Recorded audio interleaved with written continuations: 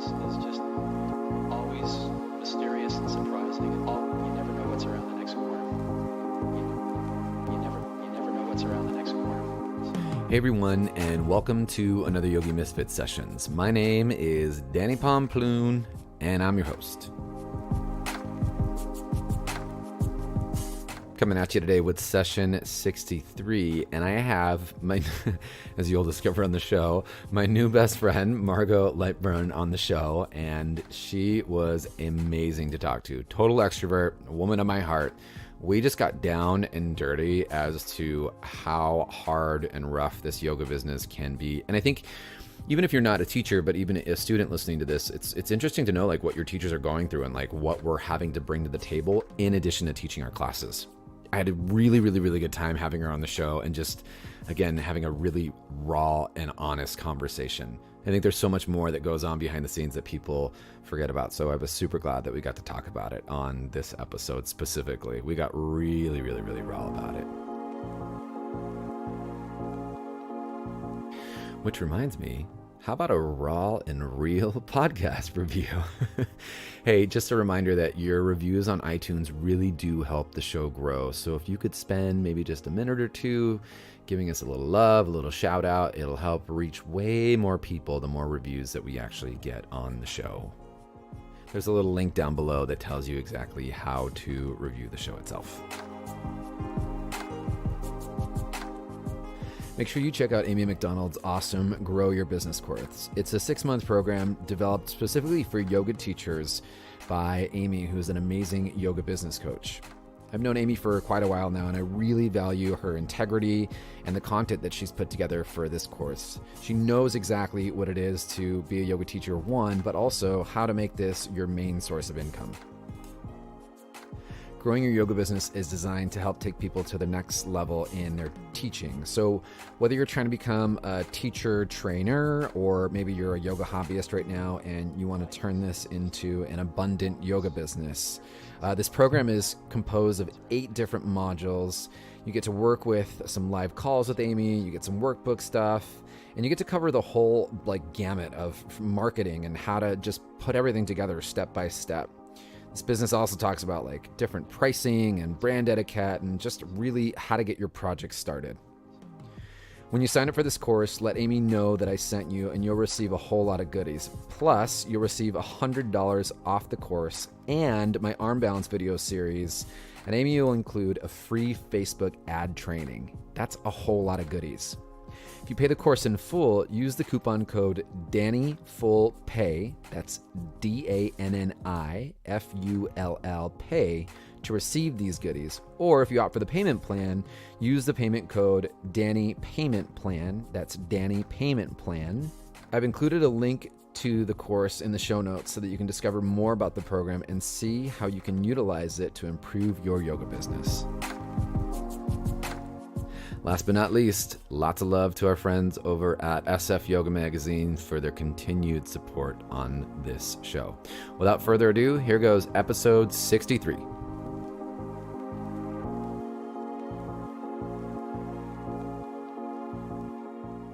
Hello, Margo. Hi, Danny. Okay. I feel like a lot of my guests, we always try to schedule. Me and you were going back and forth. Yeah, totally. Well, I mean, it's just the hustle and the life of the yoga life. # yoga life. Dude, trying to get our shit together is the worst.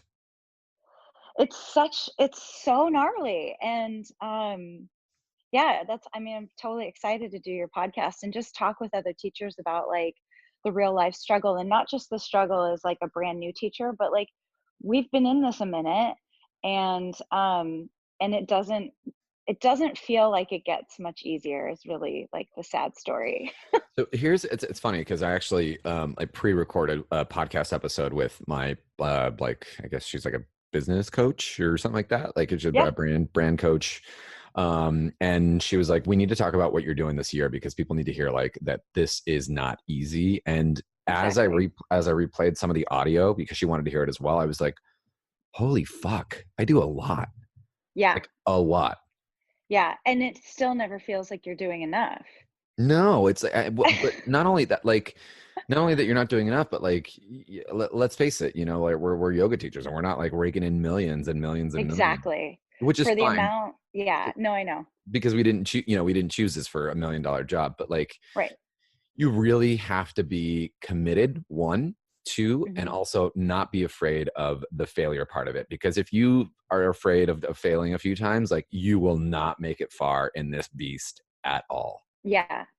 Well, and the one of the surprising things for me, and not one of my inherent gifts, is you have to be organized as well. And so you're running your own business, and people take for granted the fact that I mean, I can't tell you the amount of young teachers that I know that have, had no shows. And I've no showed before, it's happened to me in the past. Yeah, But yeah, like, same. but you're running your own business, you're trying to manage all of your own schedule, you're trying to manage all your own money, you're trying to make sure that you're getting paid accurately. If you get paid by the head in certain places, you have to be counting those heads every time. If you're not, it's money out of your pocket, and it's just stuff that people don't really tell you, teach you, or talk about in teacher training. And so you kind of get out into the world and you just start learning trial by fire. I mean, it's not only that too, like with the stuff that you can do after teacher training, and like so I personally, I mean, cheap plug, not so cheap because you know I'm trying to make money. Hey, But I get have that money. my mentorship program is heavily based on like how to survive and how to do the thing that you're going to do afterwards, because you're absolutely right. No one gives you like the what do you do afterwards, you know, like Right. it's, and also not only the what you do afterwards, but like let's talk about how competitive is it out there, because you cannot swing a cat without hitting someone who's a yoga teacher. Oh, totally. Totally. That is one of the reasons why I moved out of LA and moved back to Chicago years ago, is because I was in LA and I was about to open a yoga studio there, and I just started realizing how saturated the market was, and this was in 2007. Mhm. So it was kind of like a I mean, maybe if I had just hunkered down, opened up, I would be like the next Yoga Works right now, but I doubt it. There's just you can It's a very difficult business to survive in right now if you aren't, like you said, super committed and figuring out ways of running and honing your business.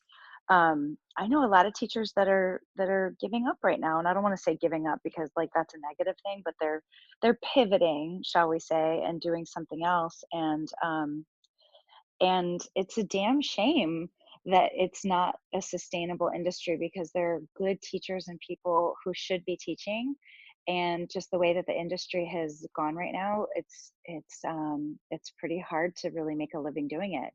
And let's face it, there's no 401k, there's no insurance, I'm working on some things to help with this as well, and I'm not going to do a shameless plug of mentorship, um, because my mentorship that I've been doing right now is really just helping some of these teachers who come out of a 200-hour and still don't even understand the components of sequencing and holding the room, Oh my you god, yeah. know? Yeah, totally. So, because that's one of my things that I love, that I'm passionate about teaching about, is like sequencing and what makes sense and what doesn't make sense, and how to really have a beautiful experience of a class and Mhm. not just keep people safe, like I don't know, I'm going off in 100 different tangents, but I'm not just like, oh, keep them safe, don't like take out all the chaturangas. I'm like, no, I so want to do chaturangas, but let's just sequence things in a way that make the body feel good, um and Well, for and also God's sake, to think about like yeah, why you're teaching the thing that you're teaching, not just to put yes, like why are you putting the poses together that you're putting together? exactly, that's exactly what I always say, and that's what I feel like um the teachers who are forward thinking are not just regurgitating some sort of sequence that they learned, and just trying to make it cool, but like, why do these go together? Mhm. Why are you leading up to a peak, or are you countering from something? And if you can't explain that, you probably shouldn't be teaching it. Let's. I like what. And same. Don't even get me started. Let's go Right. back to what you were saying earlier. Like you're saying, you know, unfortunately, the industry has taken a turn so that a lot of us can't survive. You know, there's some Yeah. of us that are, you know, we're doing okay and we're holding it down. And I love what you said about if we don't show up to work, we don't make money. Like Right, there is no, exactly. there is no such thing as a sick day. No, exactly. Does not And exist. it's scary times when so I'm about to be 45, and Happy you birthday. oh, thank you. Well, in February, That it's counts. but it's coming up. So, for me over the past couple years, I've been looking down like the long lens of what I'm doing with yoga and trying to figure out where I'm going with it and how to make it more sustainable for not only myself but other teachers, because I do believe in the power of yoga, as cheesy as it sounds. I really truly believe I wouldn't have been doing this for the past 15 years if I didn't. But I really want people to feel like they can have a more sustainable career doing this, whether they're doing it part time or full time. Because quite honestly, the first thing I say to people when they talk about teacher training is like, don't quit your day job. Like, keep Yeah. this as something that you can still be passionate about and love it, and not go into the cycle, get totally burned out, have to be teaching, Right. 20 classes a week to just make ends meet. Right. Because it's just not like it's, as we're saying, it's really not sustainable. So going back to what you're saying, I started looking down the long lens of this and trying to figure out how to make it sustainable. And at the rate that the industry is growing and people are graduating teacher trainings, and they can pay teachers less to be a leader in the room, the people who are on the more senior side, I call myself a senior, but the people who are on the more senior side, it gets slimmer pickings and slimmer pickings, no matter how good you are, is the thing, because I know I'm a great teacher. I know I'm a great teacher. But when people are starting to focus more on the time slot that they can get to, um, what studio is the closest to them proximity wise, it doesn't become about the connection to the teacher anymore. And Right. I'd like to get back more to the connection to the teacher and empower the students in their practice in a way that it's not that it's about the teacher and like the adoration or adoring of the teacher, but that they really value the experience that a particular teacher offers. Does that make any sense? 100%. Absolutely. Yeah. It's not just, Versus value like a canned sequence that they're just like mindlessly going in and sweating, but they're actually going to a teacher that they're learning something from, and that's what they value, because I feel like we've gotten away from that. well, You I mean, without saying, oh, whatever, I don't give a Mhm. shit. They're these cookie cutter places that have, Yes. like, Margo, these people in these that are teaching these teacher trainings have just graduated teacher I training. know. And you I know what these know. companies are doing? They're saying, you have done, first off, they're not even doing a full 200 hours. If you look at the way that No. they actually do their thing, it's like 100 and something. And then they're like, well, you just take a bunch of classes and we'll call it, 200. They teach Right. them the set sequence. They don't teach them why they're teaching the poses in the sequence. They teach them Right. memorization, which Yep. is, and don't get me wrong, it's great to get someone ready to stand in front of a room, right? And get Yes. words out.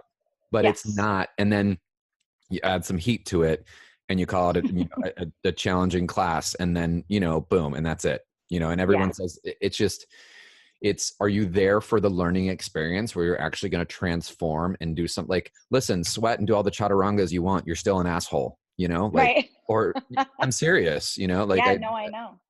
I say I this all the know. time, like, or are you actually going to change, like, change, like, put in some sadhana, like some actual, like, things that are going to Yes. ground you, some things that are going to make you shift, some things that are going to be the tools and the support so you don't lose your mind in the outside world because shit's crazy. But Right. you don't And get that. You don't get that when you have people that have literally have been practicing maybe a year, and then they mhm. graduate this 200-hour teacher training, not doing a Yes. full 200 hours, and then they're leading trainings. That's I in know. fucking sane to me. It drives me wild.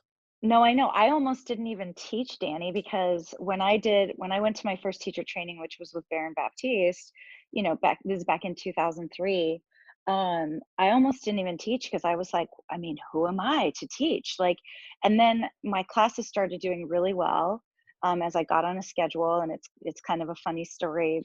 Let me People can interrupt you, listen. Margo. Yeah, Like, yeah, and you know why? The reason why your classes probably started getting full is because listen to the conversation that you're having with me right now. You actually give a shit. No, that was the thing. And as barren is, that's all I'm going to say about that. But Yeah. as barren is, one of the The most beautiful Baroness. things, yes, one of the most beautiful things he ever said to me is nobody cares how much you know until they know how much you care. And like Mhm. I really cared about people, and so it made sense for me that I was like, okay, I'll take the leap and I'll teach. And in addition to the fact that the woman that owned the studio that I was practicing at was like, you're going to be on the schedule, so get ready, because she just believed in me. And so the classes started doing well. They offered me a raise, and I was like, you're giving me a raise? It was like I couldn't even believe that I was getting paid to do this thing that I was loving so much. Mhm. And then they gave me a raise, and I was like, I can't believe you're giving me a raise. I thought, this is, I mean, this is it. This was it for me from like, Right. and it still is. It's always going to be it for me. I would just love for the industry to have that same, go back to a place where there's that same reverence for it. And actually something I wanted to say on going even further back, like, who it's not even 200 hours. When you were like, it's not even the 200 hours, my thought that came to my mind when we were talking about the cookie cutter, that we won't say the name but we all know the name, is who even said that it has to be 200 hours? Who Right. decided that? And without saying another organization that's just a total fucking sham, but an organization that is the only governing body for yoga teachers, alliance, um, suddenly they say it's 200 hours or 500 hours and it has to be with this type of thing. It's like nobody from the industry is governing this, that and making it about the teachers, or that they're giving any sort of support, providership, Mhm. or standards.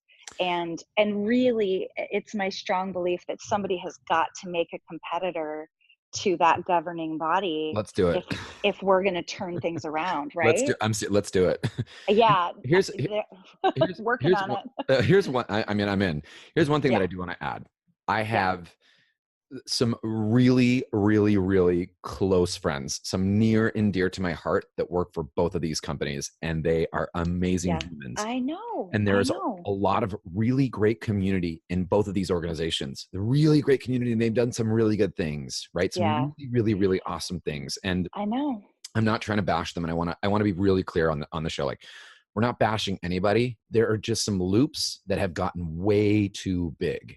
And Yes. going, like, so let's kind of tying it back into what we were saying earlier, right? You have this company that's now cranking out these teachers, right? And then Mhm. they hire them and give them classes at $20 of class. But before that, they have to do an in quote unquote internship of Yeah. 30 classes and teach for free. Like, Yeah. it's like no wonder we can't make it.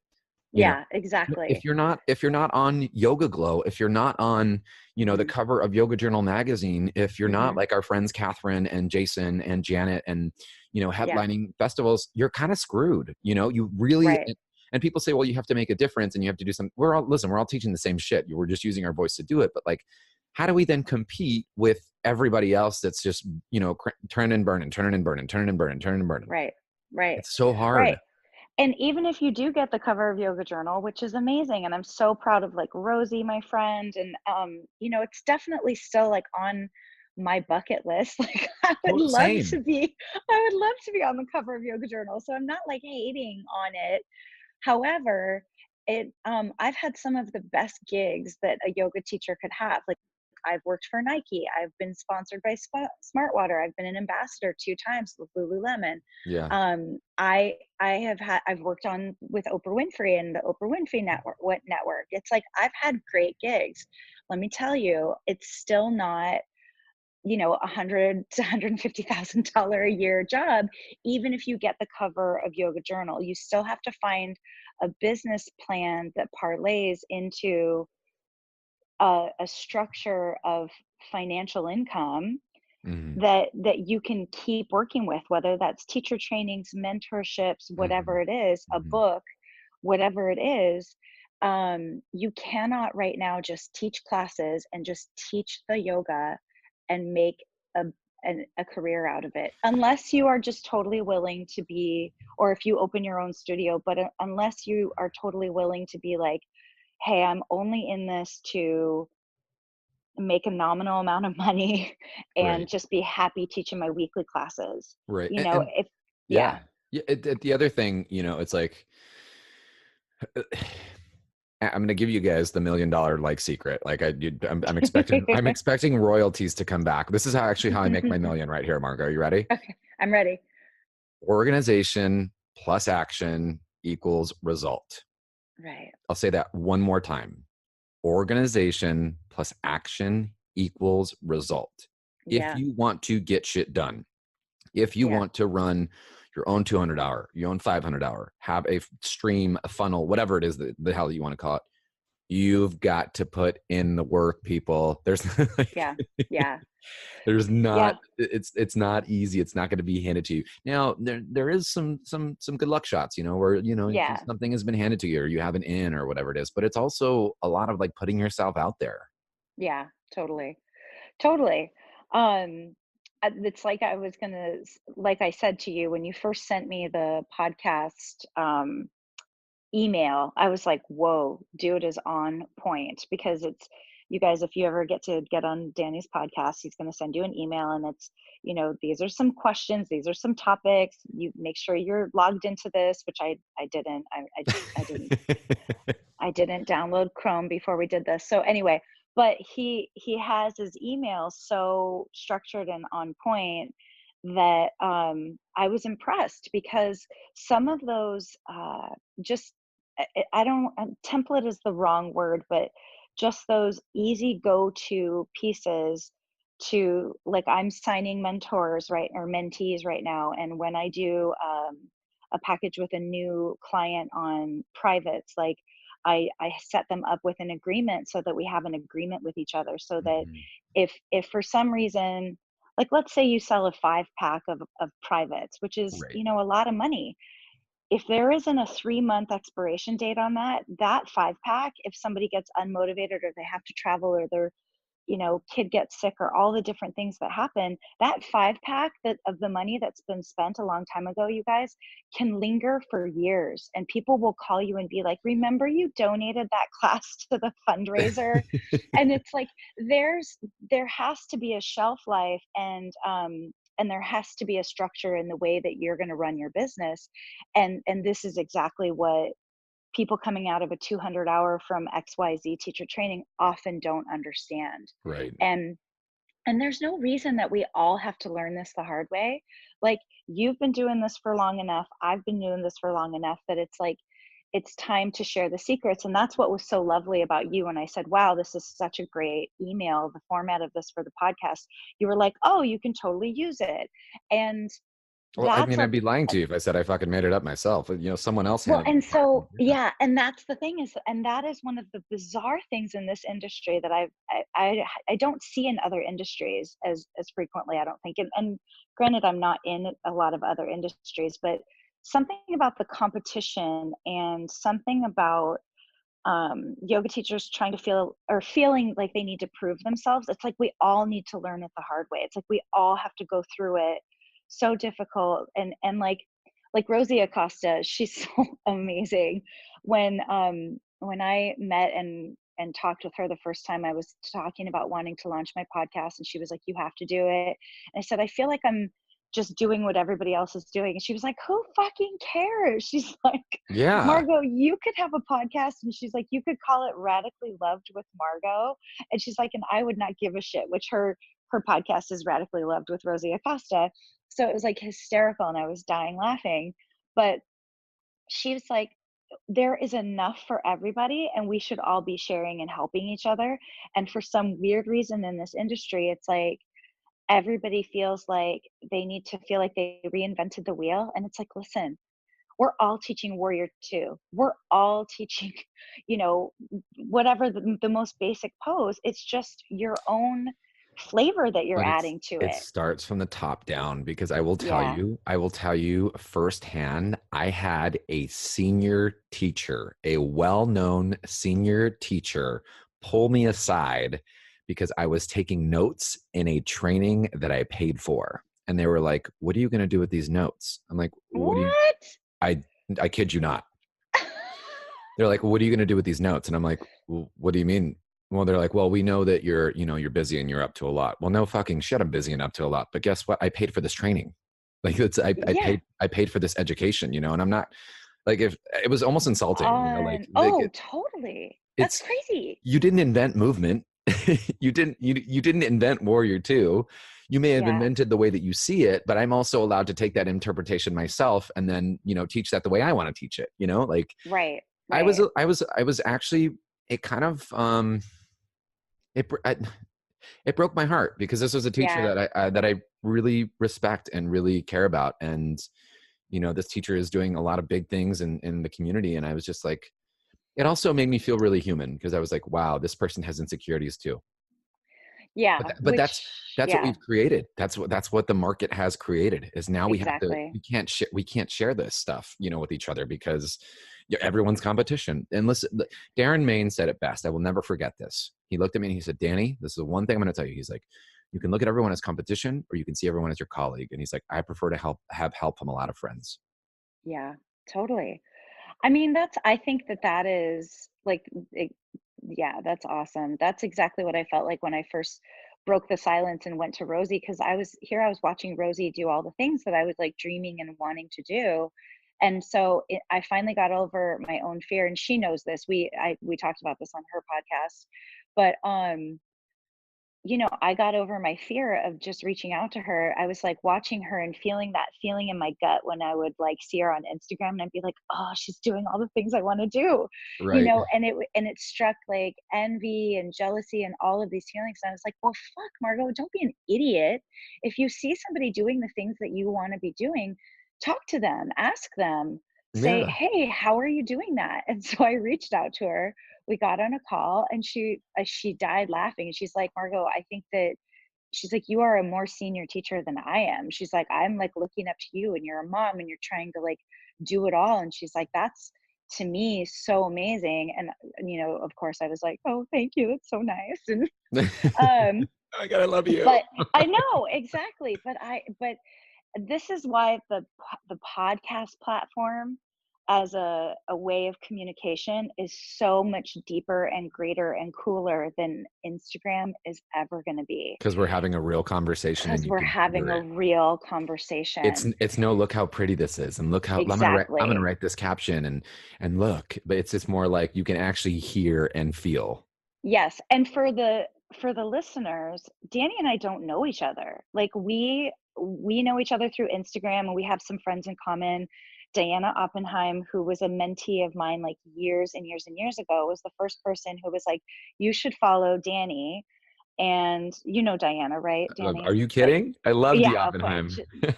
Yeah, so she was this like, oh my God, I'm just going to say this and she will laugh, but she was this gangly, skinny little 21-year-old teacher She's still in gangly and skinny. Chicago, and I was pregnant as fuck with Kingston. And she came up to me and was like, "Can I mentor with you?" She had just graduated core power teacher training, and she was like, "Can I mentor with you?" And I said, "Sure." And I asked her to come and be my demo when I taught at my studio in Chicago when I was Mhm. pregnant and I couldn't do things anymore. So when I would struggle with my words to communicate, I would be like, "Diana's going to show you yada, yada, yada." And it was just hilarious because I was as big as a house and she's this beanpole. And it was like, it was just hilarious. And then, like, Diana was the first person I called when I went into labor. I'm like, "I'm going into labor. You got to take all the classes over." And it was just it was a real moment in time for me as a teacher. And she just came in, and going back to the overarching conversation that we're having, she was eager and she wanted to learn, and it wasn't about how much she was getting paid, even though I believe obviously in paying people. It was about finding somebody that you wanted to mentor with, that you believed in as a student to a Mhm. teacher, Mhm. and she wanted to emulate herself largely after what I was doing. And so she just offered. and it came at a time when I needed it. And we've gotten away from that model. I'm not saying that we need to all have gurus, because I'm definitely not saying that I was Diana's guru, but I was definitely Diana's mentor. And and Yeah. right now people come out of a 200-hour teacher training and they're like, boom, I know everything. I'm going to jump in here. I'm going to teach this Giving medical class. advice, like, Oh my oh my, God. what the Right. fuck are you doing? What are you doing? Right. You're Exactly. not a physical. My best friend's a physical therapist. One of my good friends, anyway. Everyone's my Yeah. best friend, but my I know, me really too. good, yeah, same, right? You're my You're best my best friend. friend now. Oh my God. Margo, do you Hilarious. remember that one time we did that podcast together? That was so fun. Oh my God. This is My hilarious. I best friend's love a it. physical therapist, and like I respect him for his trait because he went to school for 8 years to become a doctor of physical therapy. You know Yeah. what I mean? Like I Yeah. took a couple trainings to do what I'm doing now. Yeah. No, exactly. And what's crazy is that people will come up to you after class and be like, I'm having this thing with my back. And, I'm like, oh, well, these are some good poses that you can think about. You should probably avoid this.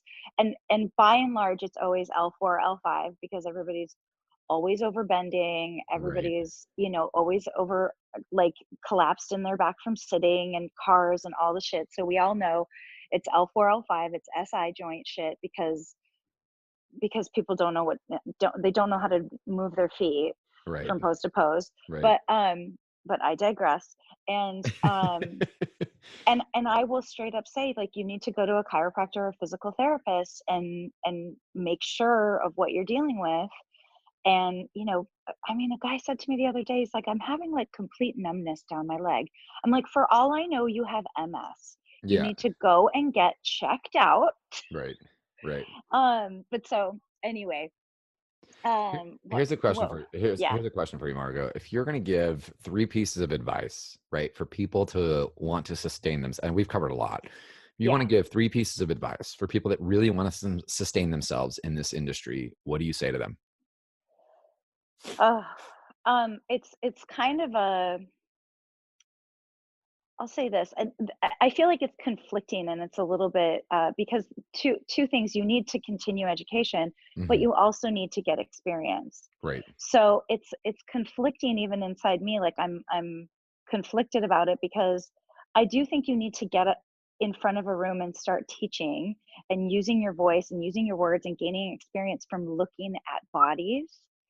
But that said, simultaneously, you need to be continuing to educate yourself and be curious about new modalities, and not just get super dogmatic and there's only one way, and it's Hmm. Ashtanga or Power Vinyasa or God forbid Bikram, but like the way that we all learned is changing, and the modalities have to keep getting fresh. So I don't know if that's one or two things, but you have to, like, I do think that people get out of a teacher training, and some of them who should be teaching don't teach because they're fearful of getting in front of the room because they don't feel ready for it yet. Right. Those are the people usually that should start teaching so that they can just use their voice. And obviously they're on the right path if they're feeling like they're not quite ready, Sure. Sure. Yeah, um, totally. because they have a humility about them. So, but also just keep educating. The other thing is, as I said, don't quit your day job, like, so that you can keep a zest for this in a way, and maybe you slowly transition into being a full-time teacher if that's your desire. And then I think really third is, as we've already covered, get organized. And whether, if you're not an inherently organized person like I am not, like, get a coach, find some, like, read all the stupid self-help books, read the Jen Sincero, I'm a badass at making money, like, the things that are going to, Oh, that's a good one. Yeah. oh, I love that one We should because do it I'm for book reading it. club actually on the podcast. Yes, I'm reading that right now from a coach that I work with, Danielle Savory, who's amazing. And surround yourself with people who help you stay accountable. Right. Like, my husband keeps me accountable, and half the time I resent him for it, but half the time I'm really grateful for it. And because you have the whole day, like, it's a Monday, and I'm sitting in front of my living room and it's beautiful, and my whole day could be wasted right now if I didn't have something on the schedule like podcasting with you because I just happen to not be teaching until 6 o'clock tonight. Right. And I'm tired from teaching yesterday. So I could totally turn on Bravo and veg out. And maybe there's a day a week that I do that. But if you don't get a system and a schedule and keep moving forward, this career can eat you alive. Easily. Easily. And because honestly, and this is, I don't know if this is 4 or 5 things now, but I get high from teaching. Yeah. I get Yeah. like, I'm a total extrovert, if you couldn't tell. Yeah. And I'll teach on a Sunday morning with 40 people in the room, and I could be high all week and feel like I did the best job of anything because there's just something about that connection with people. It's an emotional release, not only for me, it's for them. There's like, it's like a oof, there's just that magic that happens. And if you only focus on that part of it, and if you let that overwhelm the other structured part of it, you're fucked. Yeah. Yeah. Seriously. Yeah. Because you've got it. Like, listen, like we all know those yoga. You know those people. I'm just Yeah. gonna let the energy guide me. Right. The universe is going to take care of my bills, and I I'm know. just gonna sit here and work on some Gayatri mantra and hope it all works out. Right. Right. Exactly. I mean, there has to be a little bit of a combination. I mean, Yeah. I am not gonna lie, I will chant to Lakshmi until the cows come home because Same. I'm like abundance, Yeah. abundance, abundance. Yeah. But that's not gonna get everything done. Yeah.